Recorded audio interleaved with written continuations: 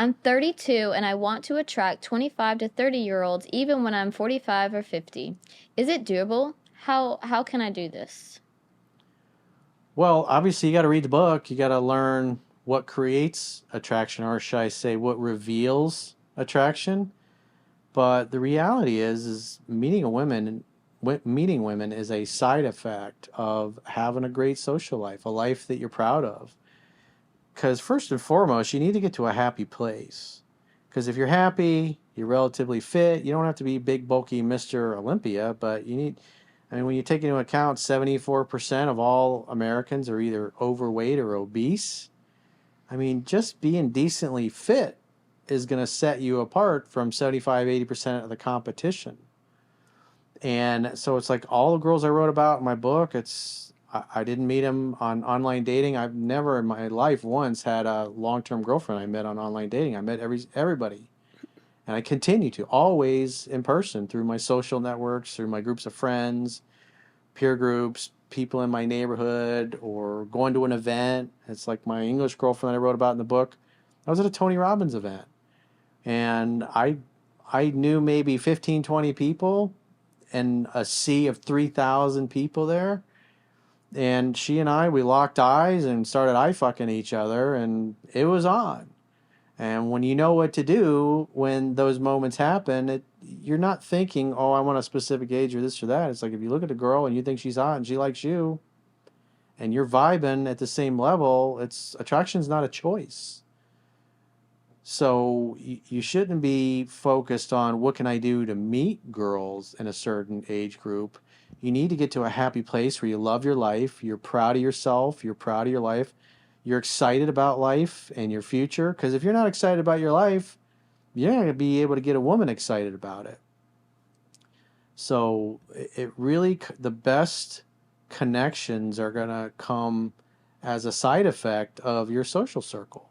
So lose yourself in your hobbies and your interests and the things you love doing for fun, and meeting women that you're attracted to and who are attracted to you, because that's what it really is. It's not an age thing, it's an attractiveness thing. And typically younger women tend to be more attractive than women that are older, and just really people in general, because when people get into their 40s, their 50s and older, it's like most by that point their bodies are wrecked because they just haven't taken care of themselves.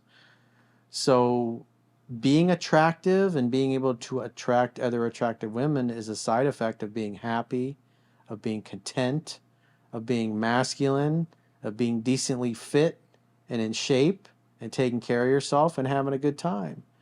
Because when you're doing things that you love and enjoy with other like minded people, you're going to smile more, you're going to tend to be laughing more, having a good time, and that's attractive. Women can spot that. They can sense which guys are happy and which guys aren't. It's just like you ever go to a bar or a nightclub where there's lots of guys and girls. Usually, what you see is like in the corner, there's a bunch of dudes with a drink and they're kind of holding it in front of their chest and they got their other hand in their pocket and they're not really interacting with each other. They're not really talking. And there might be another group of guys, three or four dudes, that are laughing and joking and having a good time and telling stories. They're not really paying attention to what's going on in the bar or the venue around them. They're just being present for their friends and having a good time. And when you're in a high traffic area, like I wrote an article many years ago, how to get women to approach you first. I detail the strategy. You can go stand and take on the physiology and have you and all your friends behave the same way and just have focus on having a good time together. And women will come up to you in groups. Even if not that attractive women start approaching you at first, if you're talking to everybody as they walk by and engaging with them, the really attractive women that might be on the other side of the venue, or they notice this, after 10 or 15 minutes of just watching you guys engage with all these different women of various levels of attractiveness, it looks like you know everybody. You're very social. And so when beautiful women that don't know you see you socializing with a lot of other women, they automatically assume you're safe. And that gives you social proof. And so therefore they start coming over. And anybody that's done that has noticed that oftentimes not the most attractive women approach them at first, but they're always friendly, they're always nice, and then hey, it was great chatting with you ladies, y'all have a good night. And then they turn back to their friends and they keep having a good time. And what you'll notice over 15, 20 minutes, a half hour, 45 minutes, is the groups of girls coming by talking to you and your buddies, they become more attractive.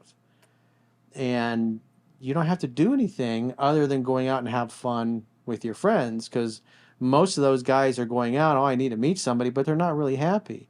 And they all kind of congregate in the corner, again, with one hand in the pocket and the other with their drink in front of their chest, guarding their emotional center. And they're not smiling, they're not talking to anybody, and they don't look like they're having a good time. You see it in the clubs, you see it in the bars, and that's why it's so important to get to a happy place where you're proud of yourself and proud of your life. And when you're not working, you're out doing fun things with other like-minded people.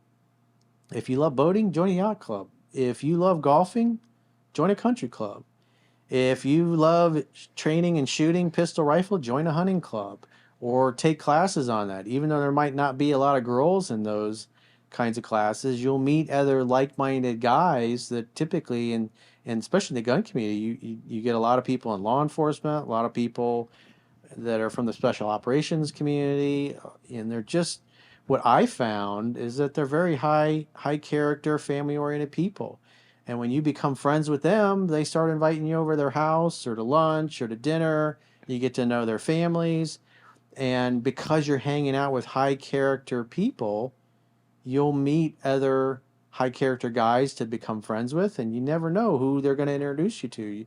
You go over to your buddy's house that you met in a hunting club, and his hot wife invited two hot single girls from the office that she works with to their party. And then they introduce you, and you just start talking, and come to find out those girls also like to hunt and fish. Maybe they used to do it with their dads when they were little girls. And then you have a lot in common. It's very easy to talk to them.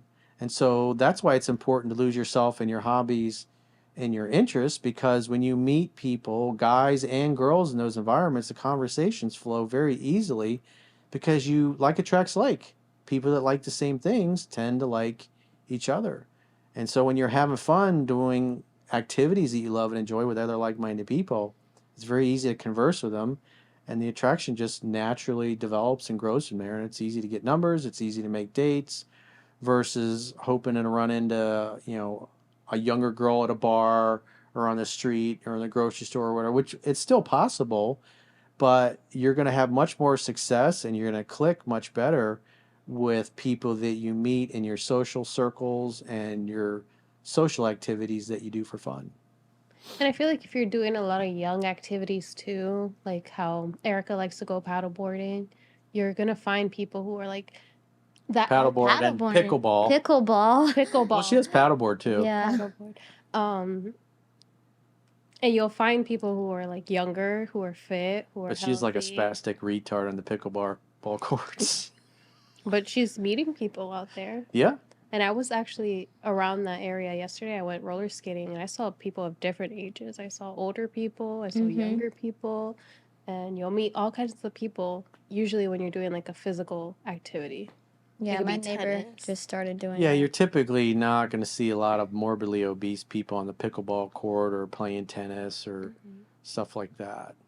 People And even if they are, they're working towards something. So can't turn down a bigger girl if she's on the roads becoming a BBW, big beautiful slim. woman. Yeah.